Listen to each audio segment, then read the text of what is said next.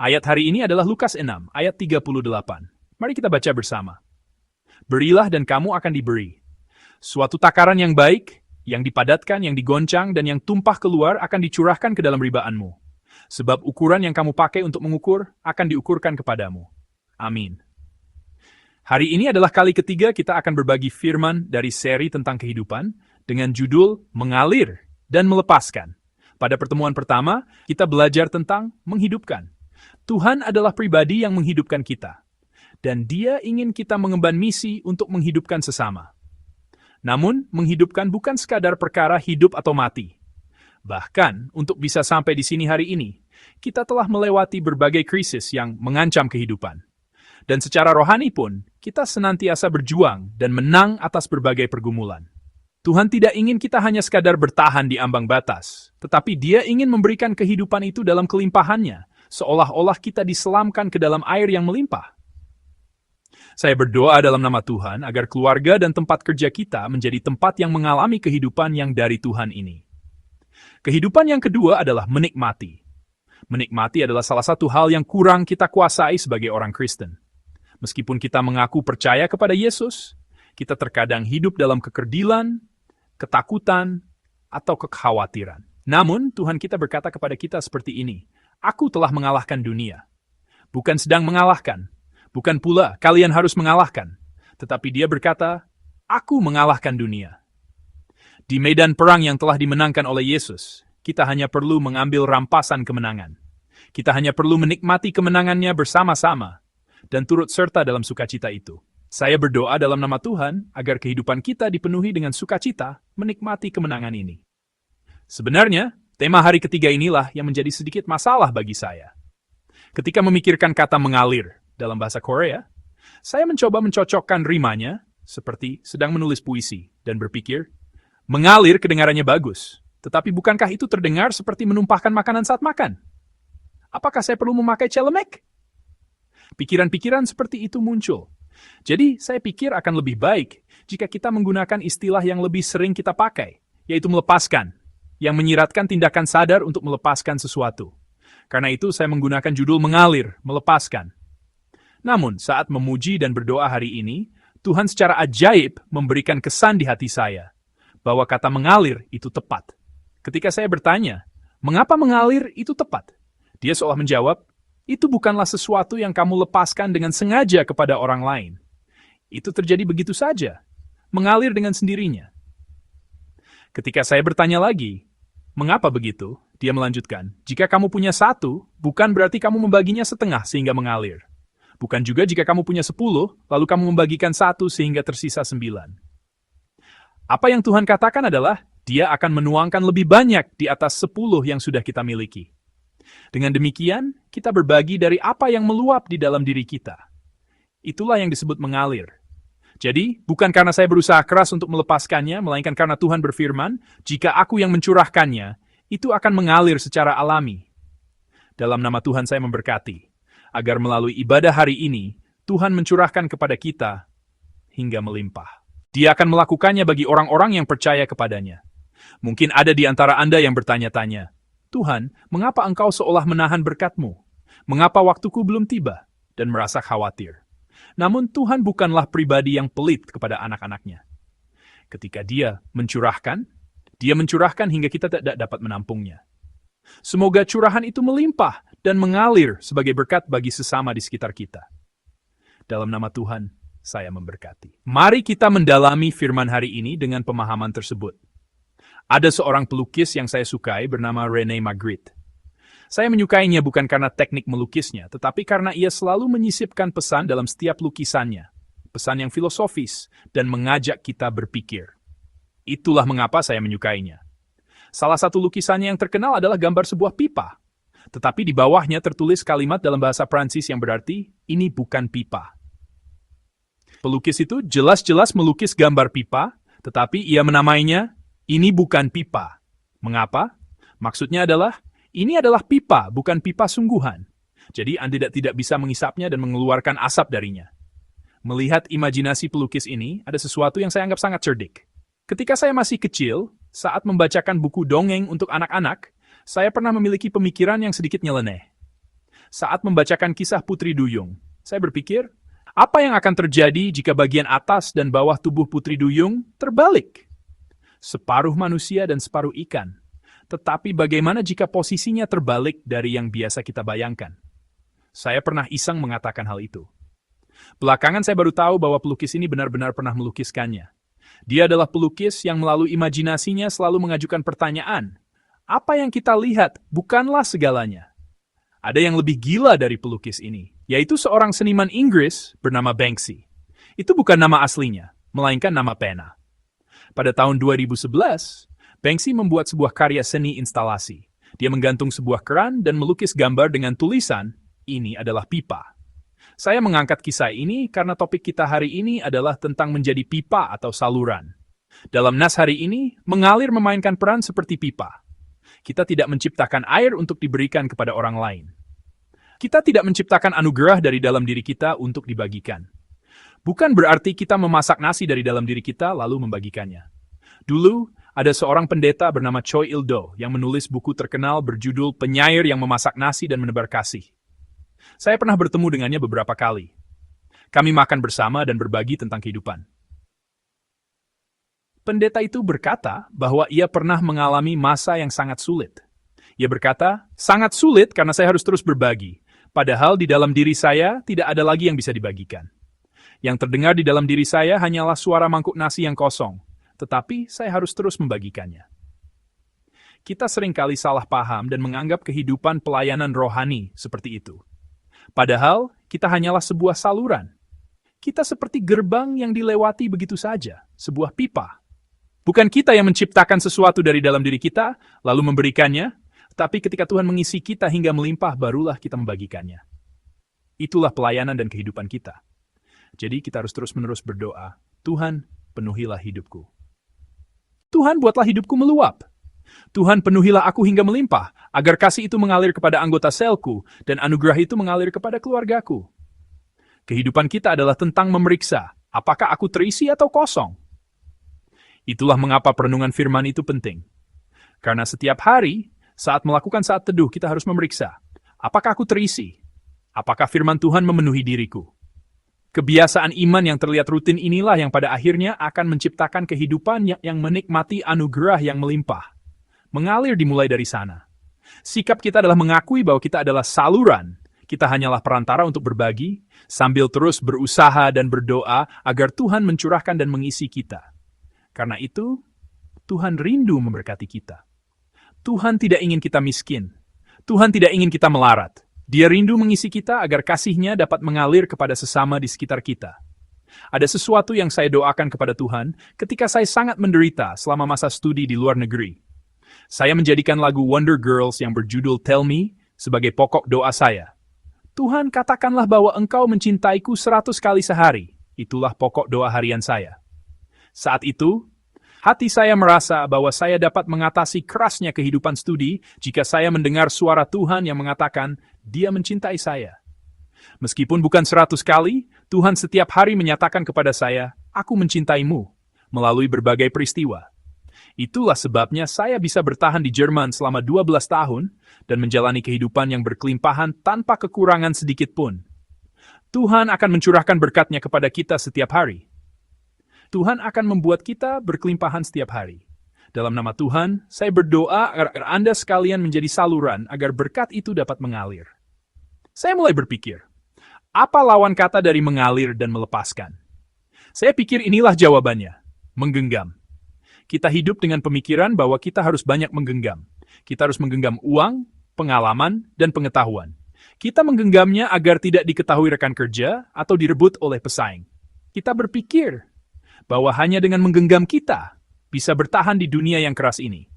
Dunia ini telah menjadi dunia yang memaksa kita untuk terus menggenggam. Di antara tokoh Alkitab, siapakah yang hidupnya paling banyak diwarnai oleh sikap menggenggam? Mungkin Yakub. Ia selalu menjalani kehidupan menggenggam. Menggenggam untuk merebut dan menggenggam agar tidak direbut. Dia merebut hak kesulungan kakaknya, Esau, dan berjuang agar hartanya tidak direbut oleh pamannya, Laban. Akhirnya, di tepi sungai Yabok, saat bergulat dengan malaikat, ia pun tetap menggenggam.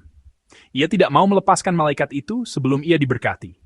Saat itulah ia menyadari bahwa bukan dengan menggenggam ia bisa menjaga apa yang ia miliki. Ketika ia melepaskan, barulah ia benar-benar bisa menjaganya, karena Tuhanlah yang menjaganya. Ia mengalami anugerah yang luar biasa di tepi sungai itu.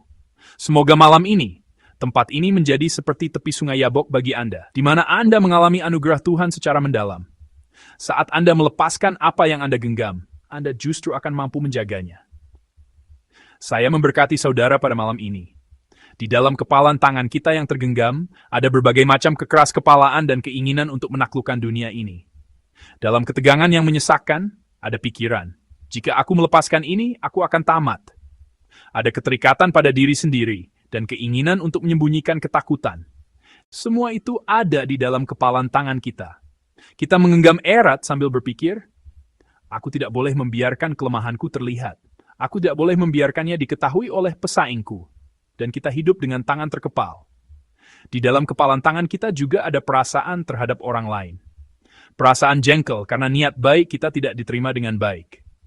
Mungkin hari ini Anda merasakannya dari pasangan Anda. Tidakkah Anda sakit hati karena kehangatan Anda dibalas dengan ketus? Tidakkah Anda terluka karena anak-anak Anda membanting pintu saat Anda mendekati mereka? Mari kita renungkan. Apakah di dalam kepalan tangan kita tidak ada kejengkelan dan akar pahit seperti itu? Mungkin juga ada rasa rendah diri atau iri hati saat membandingkan diri dengan mereka yang lebih beruntung. Mengapa nasibnya begitu baik, sementara nasibku begini? Orang itu tidak berusaha sekeras aku, tetapi sukses. Sedangkan aku bekerja dari pagi hingga malam, tetapi hasilnya hanya segini. Karena rasa frustrasi itu, kita menggenggam kepalan tangan sambil berpikir, aku tidak akan kalah. Bukankah kita hidup dengan pikiran seperti itu? Atau mungkin saat merasa diabaikan, kita berpikir, aku sudah menyapanya dengan ramah, mengapa dia begitu ketus? Lalu kita bertekad, lain kali aku akan membuang muka. Bukankah kita sering hidup dengan pikiran seperti itu? Atau mungkin dengan dendam, kita berpikir, rasa malu yang kuterima sekarang, suatu hari nanti akan kubalaskan. Dengan pikiran seperti itu, bukankah kita sedang mengepalkan tangan kita? Mari kita renungkan kehidupan kita hari ini. Kita selalu hidup dengan mengepalkan tangan, berusaha untuk tidak melepaskan. Namun, kita harus ingat bahwa gumpalan amarah dan kepahitan dari masa lalu tetap tersimpan dalam kepalan tangan kita dan seringkali menjadi akar pahit yang meracuni. Awal dari doa adalah melepaskan semua ini. Tuhan, aku akan melepaskan ini. Aku akan membukanya di hadapan-Mu. Berdoa seperti itulah titik awal dari sebuah doa. Saya pernah membaca cerita tentang seorang nenek di sebuah rumah sakit jiwa. Suatu hari, nenek itu menjadi gelisah dan barang-barang di sekitarnya bisa membahayakan dirinya. Para dokter dan perawat pun berusaha menyingkirkan barang-barang itu. Namun, nenek ini tidak mau melepaskan apa yang digenggamnya. Khawatir itu adalah benda berbahaya. Dua orang pria dewasa mencoba membuka genggaman nenek itu. Tetapi kekuatannya luar biasa. Dengan susah payah, mereka akhirnya berhasil membuka tangannya. Yang mengejutkan, di dalam genggaman nenek itu hanya ada sekeping koin kecil. Nenek ini mengerahkan seluruh tenaganya, tenaga yang mungkin belum pernah ia kerahkan seumur hidupnya, hanya agar tidak kehilangan satu koin itu. Tapi, apakah kita berbeda? Seberapa berhargakah hal yang kita genggam erat sambil berkata, aku tidak akan kehilangan ini? Apa yang ada di dalam genggaman kita yang tidak mau kita lepaskan? Apakah itu sesuatu yang begitu hebat? Seringkali tidak. Kelak kita mungkin akan berpikir, mengapa dulu aku begitu mati-matian menggenggam hal itu? Seperti nenek di rumah sakit jiwa itu, kita perlu merenungkan. Jangan-jangan kita sedang menggenggam erat hal-hal yang tidak penting, yang sebenarnya bisa dilepaskan. Alkitab menceritakan sebuah kisah yang kontras, yaitu tentang seorang janda yang memberikan 2 peser. Janda itu pasti memikirkan banyak hal. Apakah tidak apa-apa hanya memberi sebanyak ini? Atau, jika ini kuberikan, aku tidak akan bisa makan malam ini? Tetapi ia melepaskan pemikiran itu dan percaya, ini bukan keputusanku, tetapi Tuhan yang akan menyelesaikannya.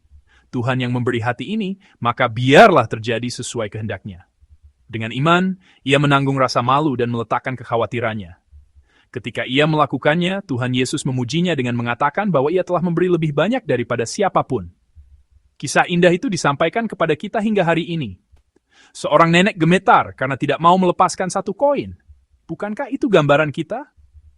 Sementara itu, seorang janda dengan 2 peser yang nilainya kecil mempersembahkannya kepada Tuhan dengan tangan terbuka.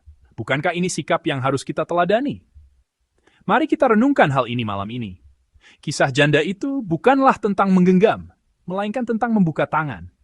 Saya berharap malam ini, semua yang tergenggam di kepalan tangan kita akan terbuka.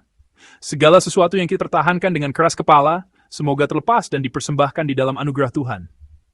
Dalam nama Tuhan, saya memberkati. Semoga malam ini menjadi malam seperti itu. Menggenggam menciptakan keterikatan. Keterikatan akan membelenggu. Kita mungkin berpikir, dengan menggenggam, aku bertahan. Tetapi pada akhirnya, genggaman itulah yang menempatkan kita di dalam penjara. Mari kita periksa bagian mana dalam hidup kita yang seperti itu. Seorang pendoa pernah bertanya, bagaimana aku bisa membuka tangan yang tergenggam ini? Pertanyaan itu membentuk spiritualitasnya seumur hidup. Ia menyadari bahwa banyak orang, termasuk dirinya, salah memahami doa. Orang-orang menganggap doa sebagai cara untuk menggenggam, berdoa untuk menerima, untuk tidak kehilangan. Mereka berdoa sambil menggenggam, berusaha bertahan dengan kekuatan sendiri. Namun, setelah mengalami doa yang mendalam, ia menyadari bahwa doa yang sejati adalah membuka tangan. Membuka tangan agar Tuhan bisa berkarya, menyelesaikan masalah kita, dan menuntun kita sesuai kehendaknya. Pendoa itu menyampaikan doanya seperti ini. Saya akan membacakannya untuk Anda. Ya Tuhan yang terkasih, aku takut untuk membuka kepalan tanganku. Jika aku tidak lagi memiliki apapun untuk diandalkan, akan menjadi seperti apakah aku? Jika aku berdiri di hadapan-Mu dengan tangan hampa, akan menjadi seperti apakah aku? Pendoa itu berpikir bahwa apa yang digenggamnya adalah dirinya sendiri, dan hanya dengan menggenggam ia bisa melindungi dirinya. Ia melanjutkan doanya. Tuhan, aku memohon dengan sungguh-sungguh. Izinkanlah aku secara bertahap membuka tanganku. Dan biarlah aku menyadari bahwa apa yang ingin Engkau berikan kepadaku adalah kasih yang tanpa syarat dan kekal. Sambil menggenggam, ia mungkin keliru berpikir bahwa jika ia melepaskannya, ia tidak akan bisa menerima kasih Tuhan. Namun, saat berdoa dan melepaskan, ia mengalami kasih Tuhan yang tanpa syarat. Terakhir, ia berdoa, dan biarlah aku menyadari bahwa apa yang kugenggam bukanlah diriku yang sejati, melainkan apa yang ingin Engkau berikan kepadaku. Itulah diriku yang sejati. Amin. Saat menggenggam erat, ia berpikir, inilah diriku. Namun kini ia sadar bahwa itu bukanlah dirinya. Saat ia membuka tangannya, Tuhan mencurahkan berkat, dan ia bertemu dengan dirinya yang sesungguhnya di dalam doa. Malam ini semoga kita semua menyerahkan apa yang kita genggam dan menerima apa yang Tuhan ingin berikan. Sambil mengalami, inilah diriku yang Tuhan inginkan. Semoga ini menjadi waktu yang penuh anugerah. Di manakah letak kehidupan dan kenikmatan? Apakah dalam sikap menggenggam? Adakah kehidupan dan kenikmatan di sana? Seperti dua peser janda itu, yang ia lakukan hanyalah membentangkan tangannya. Meskipun sedikit malu dan khawatir, ia membentangkannya. Bukankah disitulah letak kehidupan dan kenikmatan sejati? Tangan yang terbuka menghidupkan diri sendiri dan orang lain. Tangan yang terbuka membuat diri sendiri dan orang lain menikmati sukacita. Semoga langkah-langkah kecil kita untuk berubah ini disertai oleh kuasa Tuhan yang agung. Saya memberkati dalam nama Tuhan. Mari kita masuk ke dalam firman untuk melihat kehidupan yang melepaskan. Pertama, mengalir di dalam hukum Taurat. Mari kita baca bersama Imamat 19 ayat 9-10. Pada waktu kamu menuai hasil tanahmu, janganlah kau sabit ladangmu habis-habis sampai ke tepinya, dan janganlah kau pungut apa yang ketinggalan dari penuaianmu. Juga sisa-sisa buah anggurmu, janganlah kau petik untuk kedua kalinya. Dan buah yang berjatuhan di kebun anggurmu, janganlah kau pungut. Tetapi semuanya itu harus kau tinggalkan bagi orang miskin dan bagi orang asing. Akulah Tuhan, Allahmu. Amin. Dalam firman hukum Taurat yang terkesan kaku ini, Tuhan memerintahkan untuk tidak menuai sampai ke tepi. Biarkanlah apa yang ada di pinggir ladang, agar orang lapar yang lewat dapat dengan mudah mengambilnya. Jika ada yang jatuh, jangan dipungut lagi. Jika buah jatuh, jangan dikumpulkan semuanya. Tuhan berfirman, jangan memungut bulir yang jatuh, itu bukan milikmu. Di dalam hukum Taurat, Tuhan mengajarkan kasih kepada sesama, semangat berbagi dan melepaskan. Untuk siapa? Untuk sebuah istilah teologis yang berarti orang-orang yang lemah dan terpinggirkan. Alkitab mengajarkan agar mereka yang berkelimpahan membiarkan sebagian hasilnya bagi mereka yang tidak dapat menuai. Itulah mengalir yang muncul dalam hukum Taurat. Ada satu lagi ajaran tentang mengalir dalam Ulangan 24 ayat 19. Mari kita baca bersama. Apabila engkau menuai di ladangmu, lalu terlupa seberkas di ladang, maka janganlah engkau kembali untuk mengambilnya. Itulah bagian orang asing, anak yatim dan janda, supaya Tuhan, Allahmu, memberkati engkau dalam segala pekerjaanmu. Amin. Saat menuai, jika ada seberkas gandum yang tertinggal, dan kamu baru teringat setelah pulang, jangan kembali untuk mengambilnya. Ada kehendak Tuhan di balik hal itu. Gandum yang tertinggal itu bukan kebetulan, melainkan tertinggal sesuai kehendak Tuhan untuk orang asing, anak yatim, dan janda. Perhatikan bagian akhir dari ayat ini. Supaya Tuhan Allahmu memberkati engkau dalam segala pekerjaanmu. Berkat itu bukan hanya bagi anak yatim atau janda yang menerimanya, tetapi juga bagi orang yang meninggalkannya. Pemilik ladang itu pun akan menerima berkat Tuhan. Jadi, mengalirkan hanya bisa dilakukan oleh orang yang percaya pada janji Tuhan ini. Orang yang percaya bahwa Tuhanlah yang membiarkan gandum itu tertinggal dan menyampaikannya kepada orang yang membutuhkan. Hanya orang yang percaya bahwa segala sesuatu berjalan sesuai kehendak Tuhan yang dapat menaati firman ini. Apakah kita percaya kepada Tuhan yang seperti itu? Jika ya, marilah kita menjalani kehidupan yang mengalir, kehidupan berbagi dengan tangan terbuka. Maka, bukan hanya orang lain yang diberkati, tetapi kita yang berbagi pun akan menikmati berkat Tuhan yang luar biasa. Saya percaya itu. Sekarang kita akan melihat mengalir yang terkandung kitab-kitab hikmat. Pengkhotbah 11 ayat 1. Lemparkanlah rotimu ke air, maka engkau akan mendapatnya kembali lama setelah itu. Amin. Tuhan mengatakan sesuatu yang terdengar bodoh menurut standar dunia. Lemparkan rotimu ke atas air. Lemparkanlah agar roti itu sampai kepada seseorang yang membutuhkannya. Menurut standar ekonomi, ini adalah pemborosan. Namun, inilah yang Tuhan ajarkan dalam kitab hikmat. Hati seperti apa yang bisa melemparkan roti ke atas air. Hati yang tidak ingin menikmati segalanya sendirian. Hati yang berdoa, semoga roti ini mengalir kepada seseorang yang membutuhkannya. Tuhan, Engkau yang mengendalikan air ini, biarlah roti ini sampai kepada orang yang tepat. Maka Tuhan akan memakai hati itu.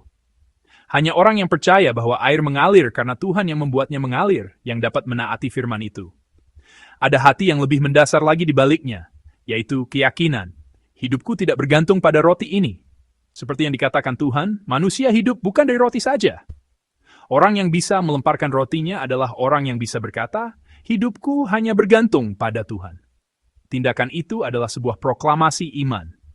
Baik dalam hukum Taurat maupun kitab hikmat, Tuhan berbicara tentang tangan yang terbuka dan semangat melepaskan.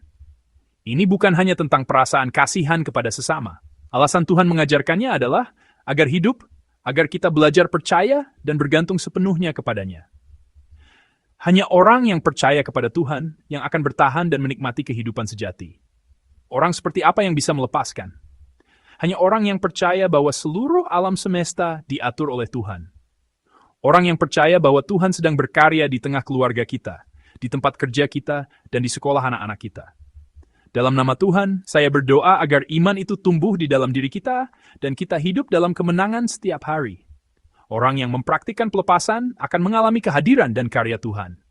Dengan demikian, kita akan masuk ke dalam persekutuan yang lebih dalam dengannya, dan mengalami kehidupan yang berkelimpahan, sesuai dengan tujuan kedatangan Tuhan.